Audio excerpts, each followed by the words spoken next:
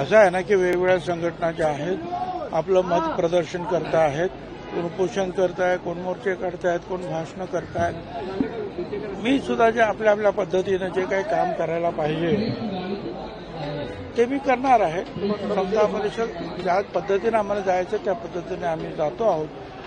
बाकी माझं म्हणणं एवढंच आहे की या सगळ्यांना आपला विषय फक्त हा जो GR आहे त्यातली शब्दरचना जी आहे ती पुढे जी आहे ही OBCसाठी अडचणीची ठरणार आहे.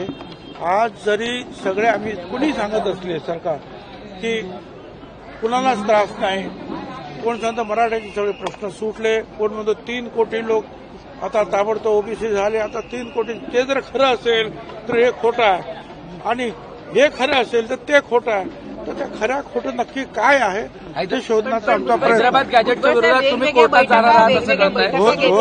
होय 2-4 दिवस जे आहे आज ही रजा होती, सगळी सुट्ट्या चालल्या होत्या, त्यामुळे वकील साहेब सुद्धा भेटत नव्हते. परंतु जे आहे 1-2 दिवसामध्ये आमचे कार्यकर्ते जे निश्चितपणे काय मुद्दे असतील ते आम्ही कोर्टात गेल्यानंतर कळणार. एकमत नाही अशी चर्चा आहे. वेगवेगळ्या बैठका सगळ्या समाज आमचे जे आहेत ना 374 जाती आहेत OBC मध्ये. एक मराठा जात एकच आहे, आमच्याकडे 374 जाती आहेत.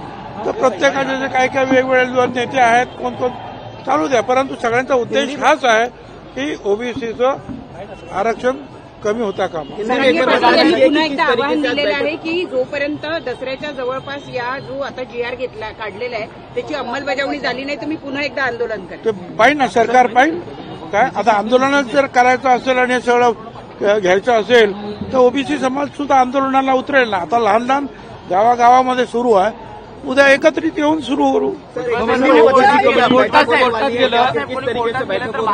देखिए OBC समाज के जो है 374 जनजातीय है और दूसरी जो सारे जो अलग अलग कास्ट है, अलग अलग संगठनाएं हैं. तो सब लोग जो है कोई मोर्चे निकल रहा है, कोई जो है भूख हड़ताल कर रहा है, कोई कुछ कर रहा है, मगर सबका एक ही जो है मांग है कि OBC को दबाया न जाए. OBC में दूसरे जो है बड़े कोई घटक जो है जिनको हाईकोर्ट ने नकारा है, जिनको सुप्रीम कोर्ट ने नकारा है, OBC आयोग ने नकारा, उनको OBC में जगह नहीं देनी चाहिए. इसके ऊपर सब लोग एक है. अब अलग अलग ढंग से अपने अपने जो है जगह पर वो काम कर रहे हैं.